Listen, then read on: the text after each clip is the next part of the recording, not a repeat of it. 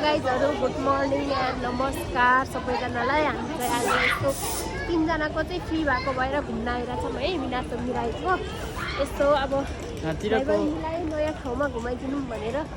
नयाँ त के भन्नु, अब त्यति साह्रो नयाँ त होइन, बहिनी ओसाकाबाट आएको भएर यस्तो घुम्नु पर्यो भनेर आएको।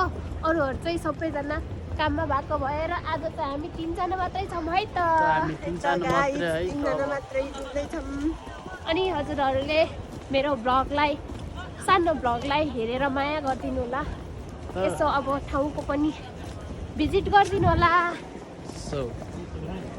यहाँको फेमस भनेको चाहिँ यो रोटिपिङहरू, अनि त्यसपछि यसको ठुल्ठुलो बिल्डिङहरू साह्रै फेमस छ, हेर्न सक्नुहुन्छ तपाईँहरूले।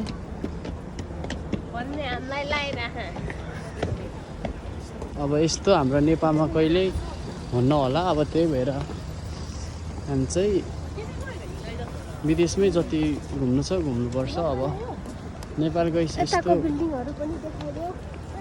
नेपालमा हामीले यस्तो दृश्य कहिल्यै हेर्न पाउँदैन, त्यसै कारण हामी चाहिँ जति बाँच्छ रमाइलो गरेर बाँच्ने हो क्या है त गाइस।